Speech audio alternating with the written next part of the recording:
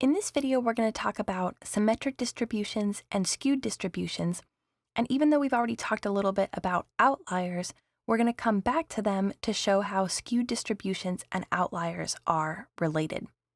So in statistics, we deal a lot with symmetric distributions, which might look something like this. So we could plot lines here and then graph a curve that looks something like this. This is called a symmetric distribution because it is symmetric or symmetrical about some center line. So if I look here at the center line, the distribution is a mirror image of itself on both sides of the center line. So this left half of the distribution is a mirror image of the right half and vice versa. So it's a symmetric distribution. This curve in particular is called a normal distribution. It's a really special kind of distribution with this bell-shaped curve here, and we talk a lot about this normal bell-shaped distribution later on in the course. But a symmetric distribution doesn't always have to be the normal bell-shaped curve. In fact, it can take on any shape as long as it's symmetric about the center line. So no matter what it looks like, if the left-hand side is a mirror image of the right-hand side, you can call it a symmetric distribution. Now, with the symmetric distribution, the center line that creates the mirror image on the left and right-hand side, so the line right down the center, will always be where the mean occurs. So the mean of the distribution is right here at the center line.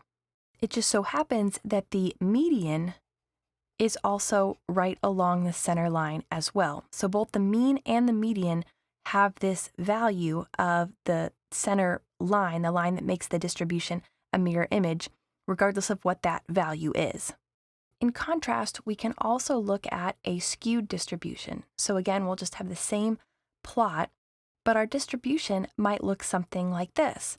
So instead of the area under the curve being equally distributed on either side of some center line, in a skewed distribution, the area under the curve is either shifted to the right side or shifted to the left side. When we look at a skewed distribution like this smaller area over here on the left, this low area right here, we call the tail of the distribution. Therefore, because this tail, the tail of this distribution is on the left-hand side, we would call this distribution a left skewed distribution. Sometimes we call it a left-tailed distribution, or we could also call it a negatively skewed distribution. All of these are synonyms for the same kind of distribution. So this distribution is left skewed, left-tailed, or negatively skewed. They all mean the same thing. It means that this tail is on the left-hand side. So when you're trying to remember what to call the distribution, just think about where the tail is. Now, unlike a symmetric distribution where the mean and median occur right along the center line here, in a skewed distribution, mean, median, and mode will all occur at different points along the distribution.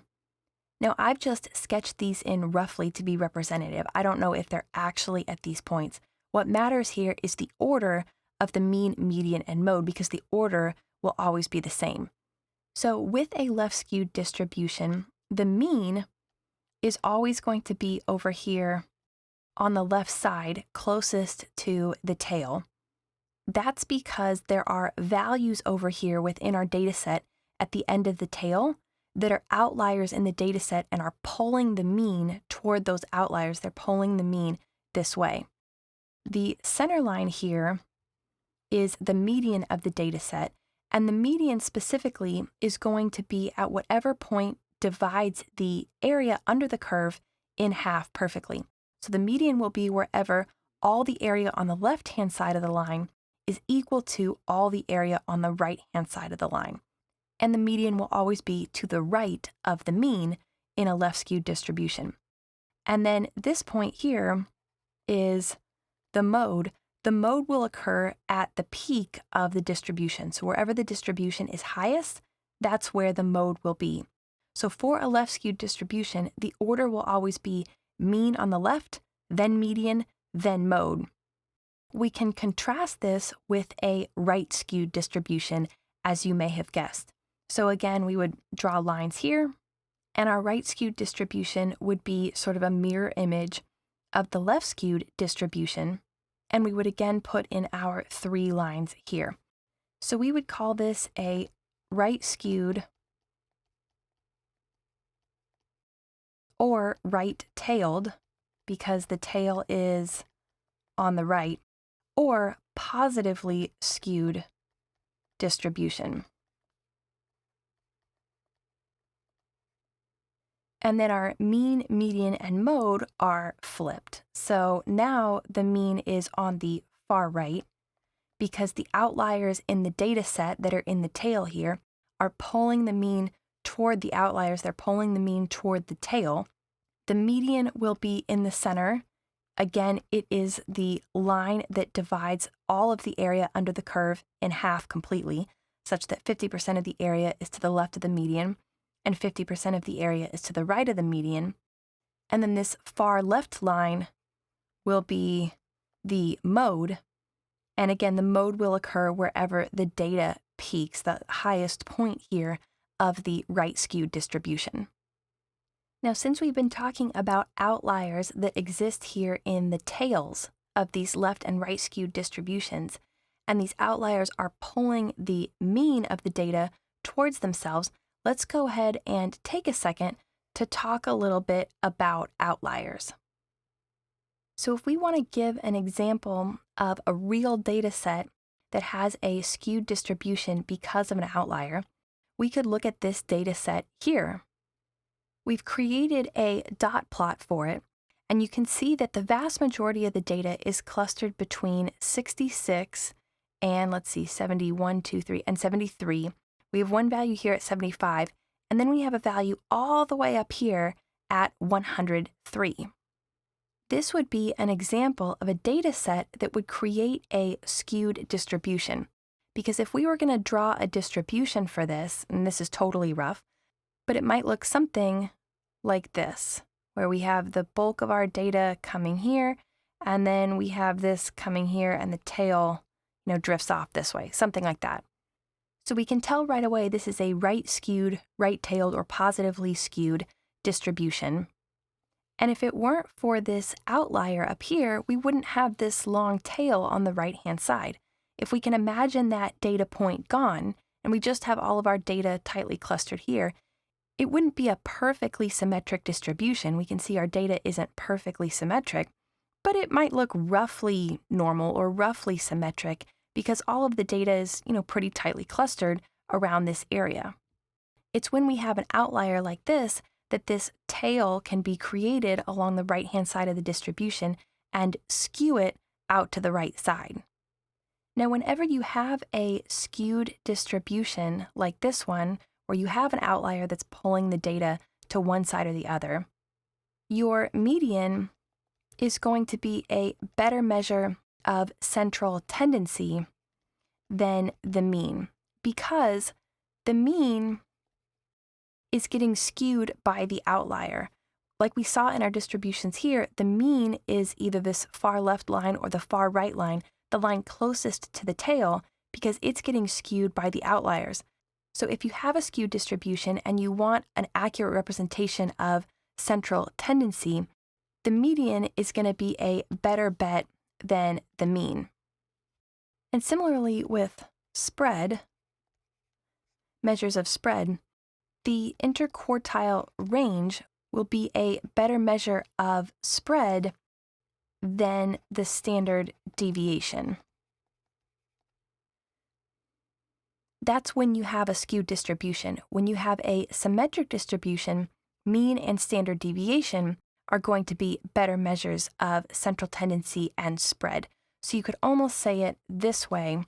You could say median and IQR that we put with green check marks, those are better for skewed distributions, whereas mean and standard deviation are going to be better for symmetric distributions.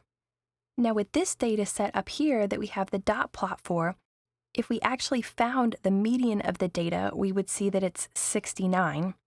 The interquartile range is 3, And we know that the mean is 71. Standard deviation would be approximately 7. Because this is a skewed distribution, we would expect median and interquartile range to be a better measure of central tendency and spread. We can see that that looks like a pretty good measure of central tendency, 69 here, right at about the center of the data, it looks like. So that feels like a roughly good measure of central tendency and spread. On the other hand, a mean of 71 would put us about here, which doesn't really feel like the center because most of the data is over here to the left of that value. There are fewer data points to the right of that. And then a standard deviation of 7 really includes almost everything. We'd go out 1, 2, 3, 4, 5, 6, 7, all the way to here. So standard deviation, one standard deviation that way, and then 1, 2, 3, 4, 5, 6, 7, so all the way out to here. And from what we're going to learn about standard deviation in the next few lessons, this doesn't really make very much sense. Median and IQR are definitely better measures for the skewed distribution. The last thing we want to say here about outliers, like this point up at 103, is that a lot of times we feel like we can just eyeball an outlier because we see this data point and we can tell it's really far away from the bulk of the data or all of the rest of the data. So we would feel pretty comfortable calling that an outlier. But there is actually a technical way that we use, or a rule that we use, to calculate what is an outlier and what's not an outlier. The rule is called the 1.5 IQR rule, where IQR is interquartile range. And what it says is that, first of all, we can have low outliers and high outliers. So low outliers are outliers that are below the data. So most of the data is here in one spot, and then we have an outlier that's way below the bulk of the data. That would be the case in a left skewed distribution.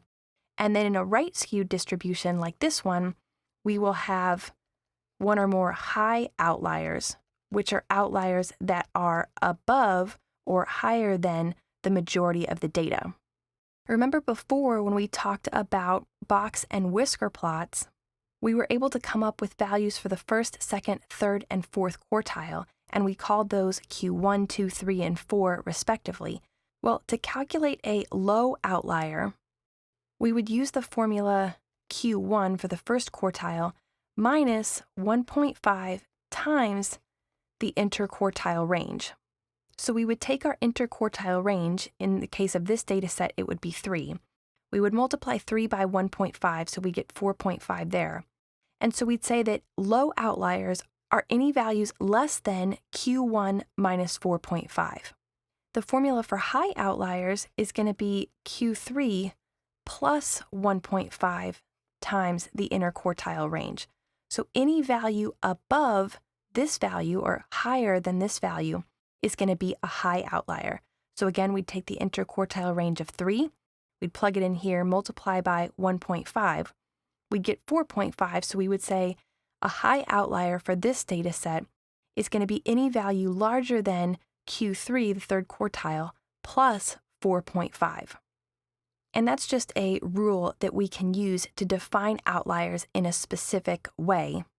But as the takeaway for this video, just remember how high outliers will skew the data to the right, creating a right skewed distribution, and low outliers will skew the data to the left, creating a left skewed distribution.